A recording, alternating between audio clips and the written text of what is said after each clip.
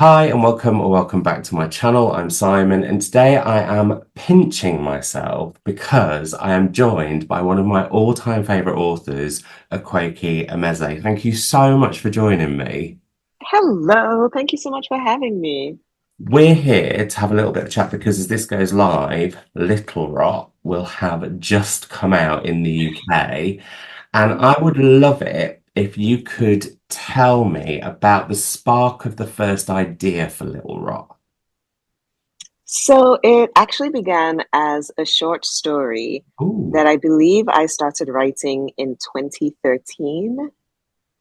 And I had been going back to Nigeria a lot. I've been visiting the city of Lagos. And I was born and raised in Nigeria, but not in Lagos. I was born and raised in a much smaller part. So growing up, to me, Lagos was the big city.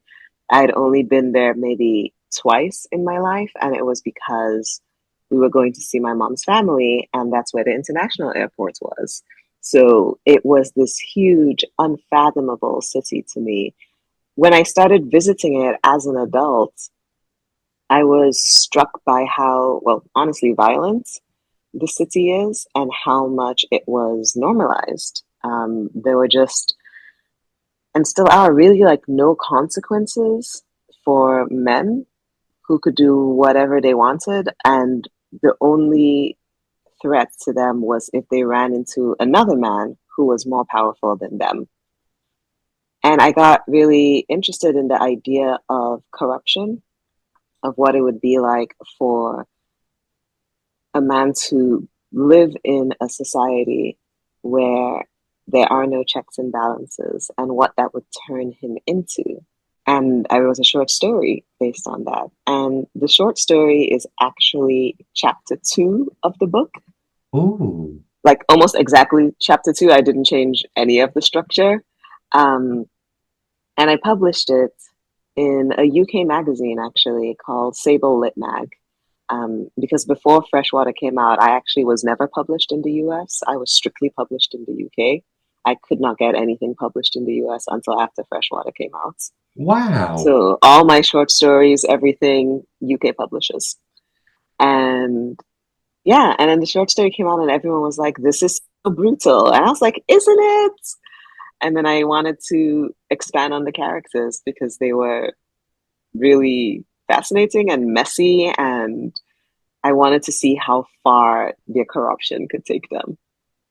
That's so interesting that you mentioned the word messy because it's something that you mentioned in You Made a Fool of Death with Your Beauty. And when one of the characters talks about the joy of like the messiness of humanity. And it's something that you, I feel like in all of your work, really, really look at, but particularly here because I think this is the most light and shade I think I've seen, even in certain characters, but also in the way you write about place. What draws you to that messiness? It's not boring. Mm. Like it's really not boring. I think that it speaks to deviance as well, right? I feel like so many people are socialized to stay within a very specific box. It's like you stay here, these are the parameters by which you live your life, and that's it. And I'm interested in characters and people who break out of those boxes, who do, the selfish thing, or the pleasure seeking thing, or the self affirming thing, um, and the ways that they get labeled as deviants for that. You mentioned that the short story that you wrote was chapter two, but in chapter one, we meet Ima and Kalu, and they are at the end of their relationship. They've been together quite some time, and the way you write about, and it gave me a tingle, a book tingle, I like to call it, early on, because the way you write about how they've kind of become ghosts to each other, but also Mm. foreign places to each other. What made you, after having written that short story, want to head back to that moment and start Little Rock with those two? I felt like it was important context for how Kalu ended up at Ahmed's party. Hmm. It like jumping straight into the party was a bit jarring. I felt like, it would be like you just spun someone around in a circle, and you're like, what? How did I get here? And so I wanted to slow it down at the beginning and, give all this context and have it be like, okay, this is why he ended up here. This is like, it was perhaps a deceptively soft entry into the book. Well, with some of the things that go on in that book, I'm saying no more. But we should mention that the party is a sex party and it's this elite Yes. sex party. And actually, I have to say, I might have been slightly confused if I'd been thrown straight into that and felt like I was like in a mask with not very much else on. What an image for all of my viewers right now. But I thought the way you wrote about that was brilliant because, like I said, you kind of give us this titillating desire and there's this frisson and then there's a really homophobic moment and then all of a sudden it switches to something much much more sinister and you do that in that very compact amount of time. I loved how you did that, but I wondered if you could explain to anyone who hasn't read the book yet, without spoilers obviously, but what it was, because that party becomes the unraveling and almost the sort of center point of the whole of the book in a lot of ways.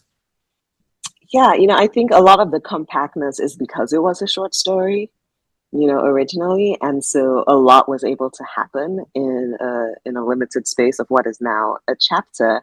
But I like the sex party because it is, like the site for deviance, first of all.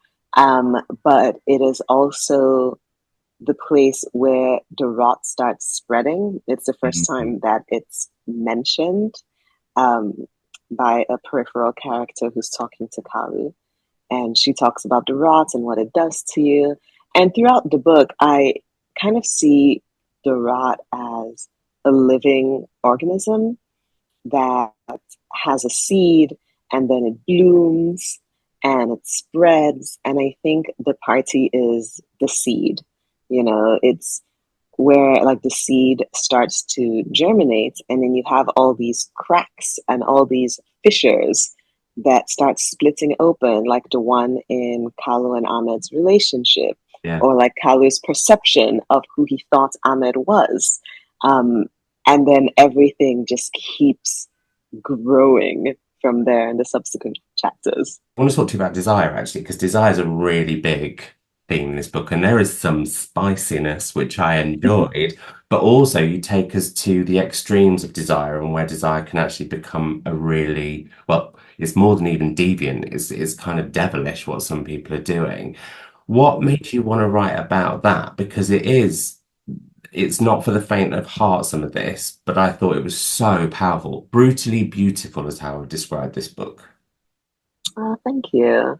I think I always want to write about things because they're there, you know. And I think people don't often ask that question when you're depicting something mundane.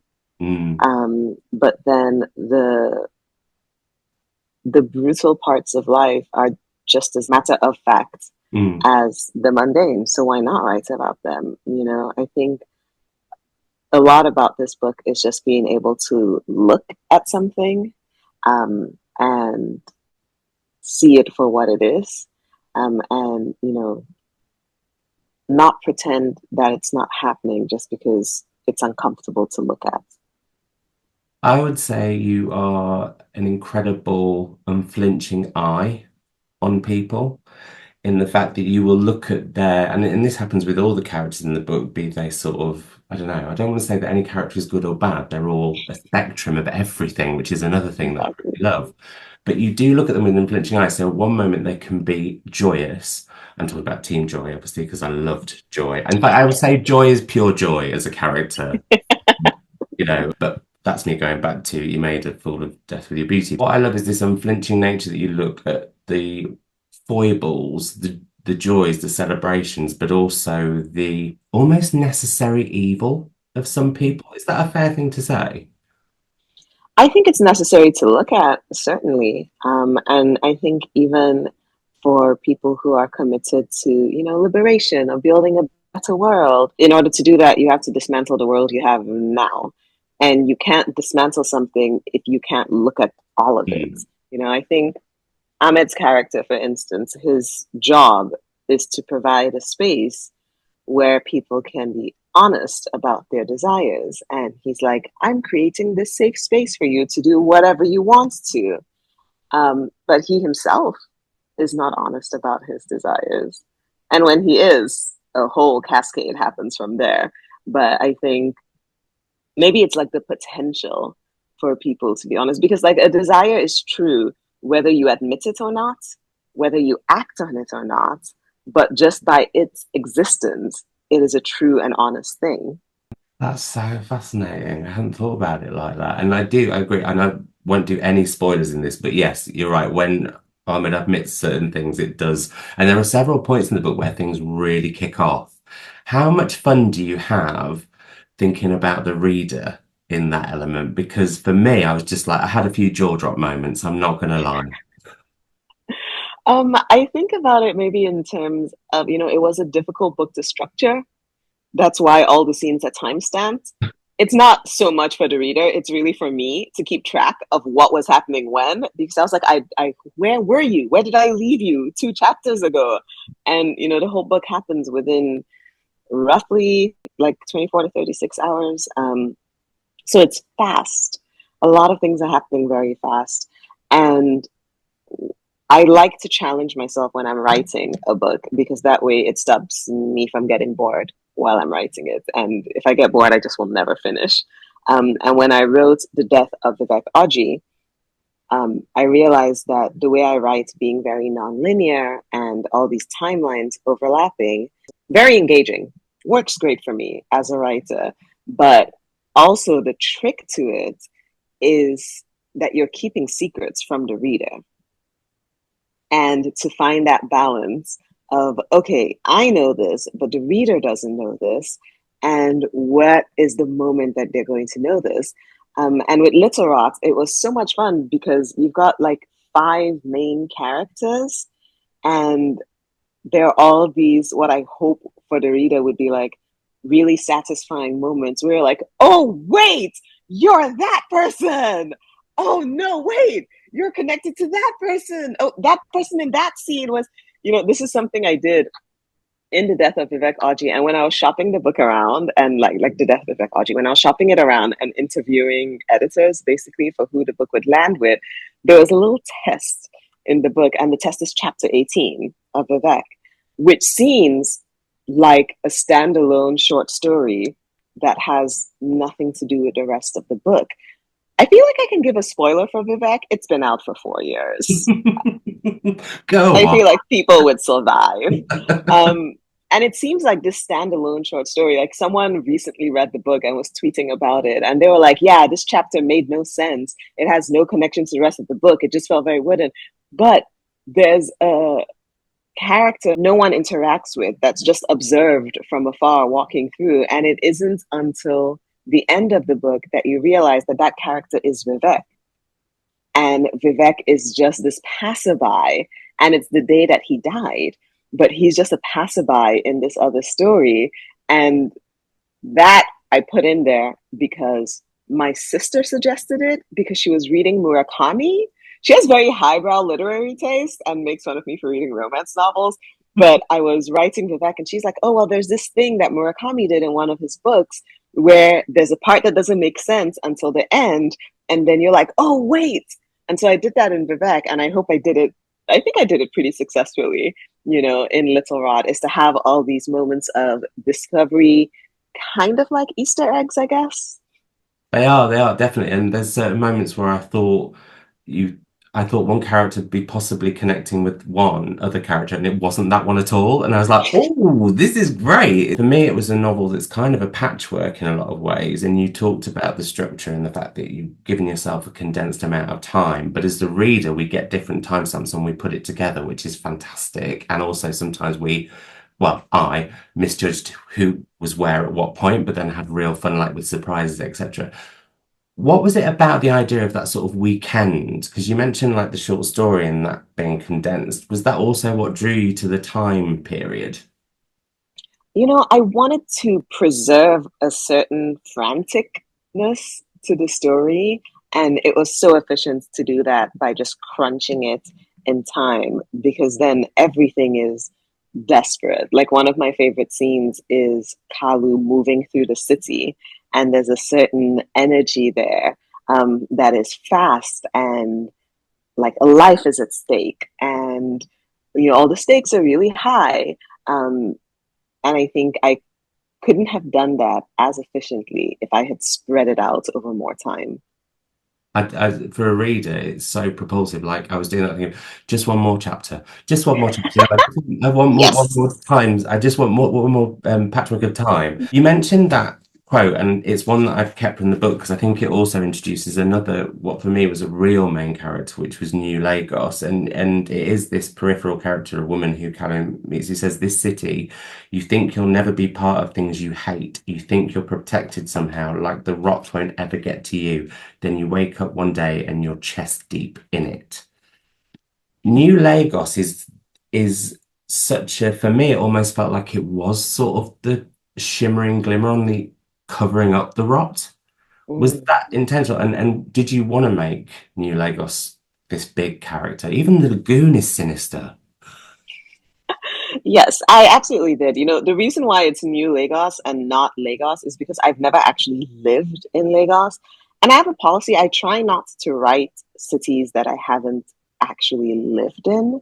And the easiest way to do that is to just make things fictional because people get really particular about you getting anything wrong. And so my response to that is like, well, I can't get anything wrong because it's a made up place and I made it up. So everything I do here is allowed because it's not Lagos.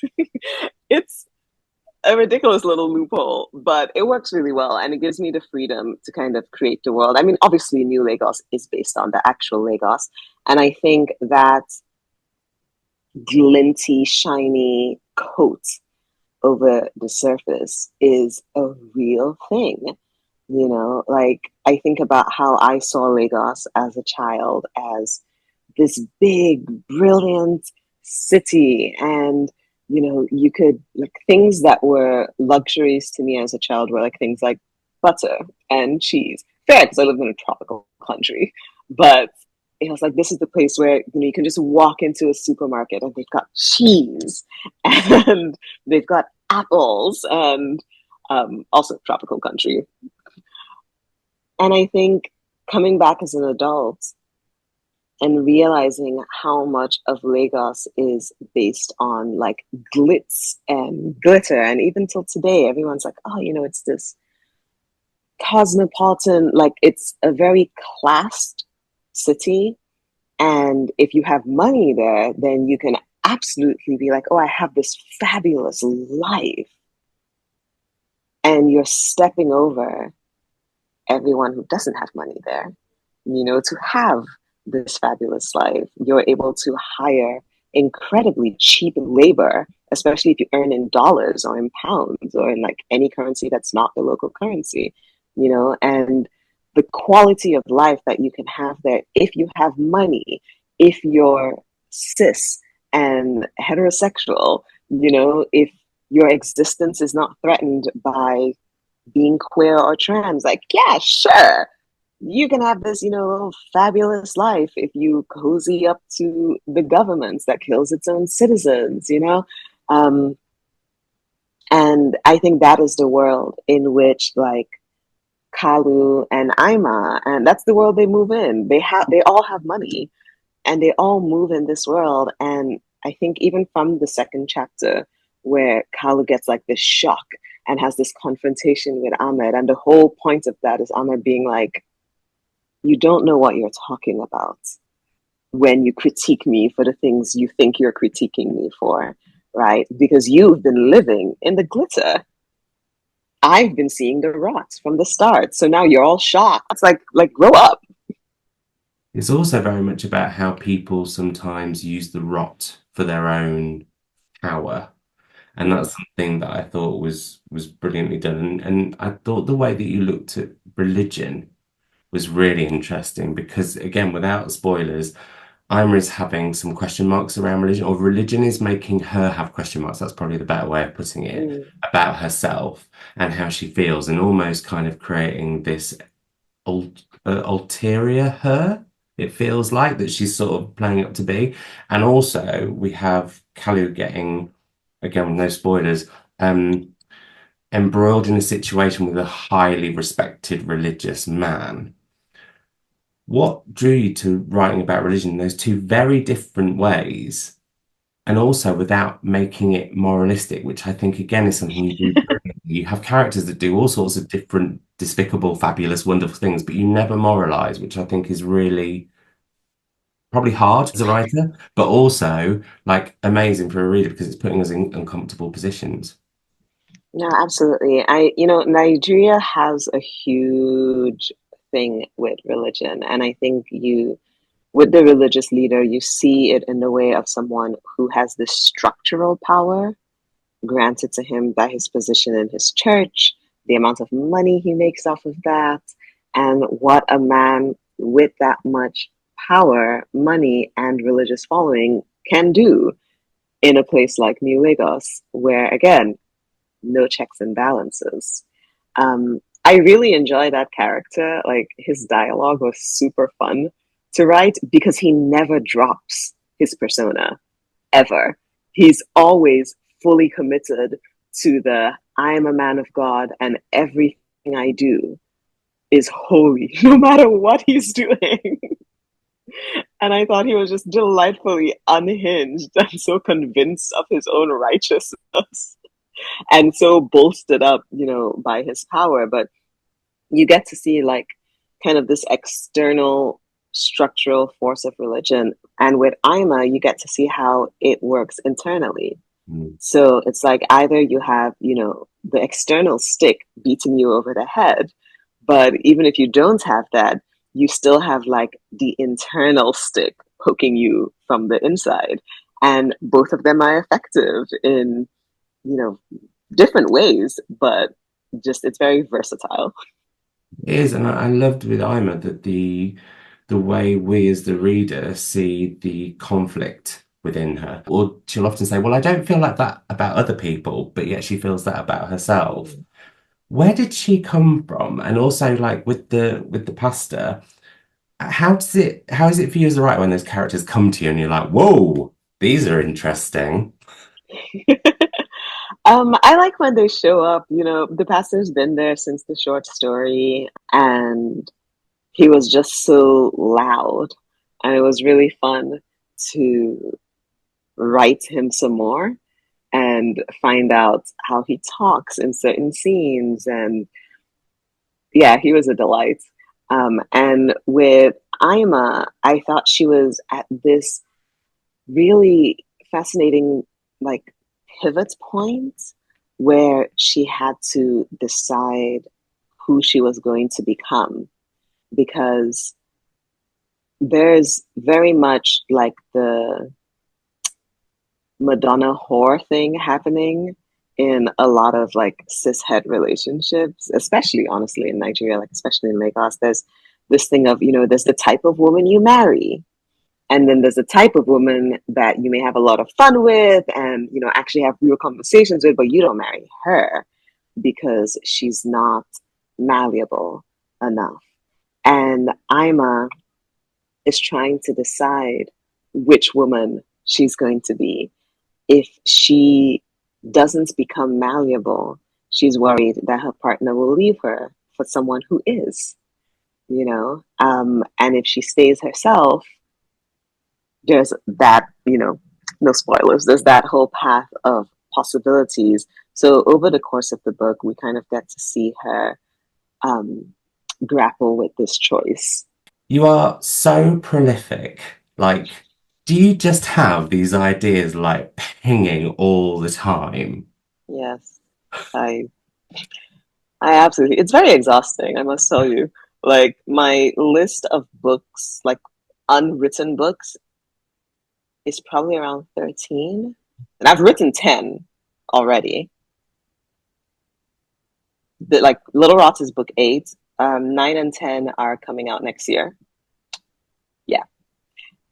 We're just going to do this forever, I've realized. Like for the rest of my natural life, it's just going to be books after books after books. I have, I think, two coming out next year, yes, but also three that I'm writing. And so I was like talking with my agents, and we were like calculating, like publication schedules, and because they're in different genres. So I've got several publishers, and we're all trying to coordinate things. And I was like, oh my goodness, I might do something, radical where after next year, I might just do one book a year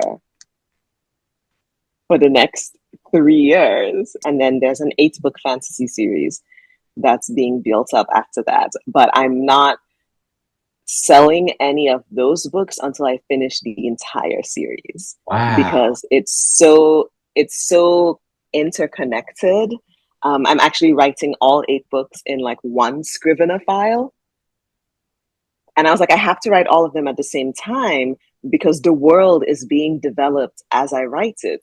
So if I wrote book 1 and published it, by the time I got to book 4, I wouldn't be able to change anything if the world shifted. The world is so mutable. So I was like, well, my plan is to spend the next 4 years on that 8 book series. I feel like I'm glad I've got a save here because I feel like I need to lie down right now just after hearing all of the different. But I mean, it's fantastic for a reader because we've got lots of books to come, but also, like, on top of that, not just that, I've got to talk about Stop Dying, You Are Very Expensive, which I Oh, absolutely loved. The Light Fantastic is one of my favorite songs from, thank like, yeah. you. Where does, like, can you ever stop being creative for like a day? No, I think I am not capable of it. At this point, I think the biggest lesson I learned in the last 2 years was that I didn't need to make everything a product. Like Hmm. I didn't need to make every creative avenue an actual career. Um, and part of that was really, I'd moved back to New York to pursue the music and to, do my visual art. I got a little art studio. I did the curator visits. I did all the things. And then I realized that when you're trying to enter any new industry, there's a hazing process. It's like you've got to pay your dues and you've got Oh, to do all of that and make the right connections with people. And I just didn't care anymore. Like I was like, I did that already for my literary career. Like the first year when Freshwater came out, I remember saying, well, this is the year of grace. I say yes to everything. I throw myself into it. It nearly killed me. Like I had 3 tours the year that Freshwater came out, and I had to cut each and every one of them short because my mental health was threatening my life. hmm. And that was when my agent stepped in and they were like, you don't have to do all this. And I was like, I can't anyway, because it's quite literally killing me. So I'm going to have to, slow down. And it actually took me another couple of years before I actually did slow down. Um, but I realized that I had already gone through that process of breaking into an industry, getting your foot in the door, and I had no desire to do it again. Um, Especially when all the industries are so violent, and especially moving as like this illegible Black, queer, and trans person using human terms, because if I Hmm. actually used actual terms, people would just like eyes would glaze over. People would be like, I don't understand what you're talking about, because it's all based like in indigenous spirituality, right? And it was really sad at first because I really love, like making art. I've been doing visual art for over 10 years. I was making films before I ever started writing books. Like I was quite literally an award-winning filmmaker before I even started writing books. There are people who are like, oh yeah, I met you um, as a director. I knew you were as a film director, and then you became an author. And I really loved making music. It was very playful, but I just could not deal with the people. And I was like, well, if this is the cost for success, you know, then I don't want to pay it. And it was a really it was a really interesting place to arrive at, to realize that if I succeeded at certain things, that it would actually decrease my quality of life. Which is not how most people think of success. They're like, well, I just keep succeeding and you keep getting more visibility and, you know, your music career blows up or your art career blows up. And I was like, for me, the measure of success was that the music is out there and people can listen to it. And I was like, that's fine. You know, that is more than enough. And it is great music. I urge anyone who's not listened to it to listen to it. You mentioned there that like it was a sadness, and but was it also quite freeing to just be like, actually, I'll do what I want. I don't need to worry about the industry. Yeah, it was, I think it was nice to realize that for me, the books and the stories provided such a stable bedrock for my life. It was like, oh, I don't have to hustle Mm. in five different fields because my books take care of me. And I think for to be able to make a living writing stories is such an amazing privilege. I could just sit at home and read books and hang out with my cat and write books for the rest of my life, and I would be fine. And so it was a relief to realize that I didn't need to try and run away from the life that I had built because I had already built the perfect life for me. The way you describe the books taking care of you, that's so beautiful. But also, thank you for them because as readers, they Mm. take us to other places. They make us escape. They make us face your unflinching insights into the world, which I absolutely love. Before I let you go, you mentioned about directing. Would you like to direct any or all of these books, and have you got plans to? I'm just going to hold them all up at once because it is quite. Look at them. I Look mean, at all look my at them. babies. Do you have an urge to kind of take them from page to screen? You know, we're always working on adaptations. I keep reducing my involvement for a couple of reasons. One is that there are so many, you know, like Black creatives for whom that is their primary passion. It's not mine. You know, like my primary passion is the books. And I think that while it might be like there are certain things I'll try, like I'll write a script, you know, because it's still writing, it still counts. I do always have executive producer involvement whenever we're negotiating, you know, for an adaptation. I wouldn't want to direct. That's a very specific skill set, and I walked away from it. And there's always like the opportunity to walk back into it. But then we run into the same thing of like, well, now you have to like break into a new industry. And I'm like, or I could stay at home and snuggle with my cats. I just want to say a huge, huge thank you. Little Rock is an absolute delight. Like I said, it is this unflinching, brutal beauty that you write with that I just love. And it's the same for all of the other books too. There's plenty of them, and I could talk to you honestly for hours, but I will let you go. It's been an utter pleasure and a privilege to get to speak to you, Akwaeke. Thank you so. This has been such a delight. Thank you so much. You've always been so engaged with my work, and it's truly such a privilege to have a reader like you because I always say, like, a story is not complete until someone listens to it. And so it's like the circle is completed when the work finds the people who are like thinking about it and engaging with it. And then also, it makes me feel very smart because then I hear you talk about it, I'm just like, yeah, I absolutely meant to do that. That's fantastic. Thank you so much for having me. This has been such a fun.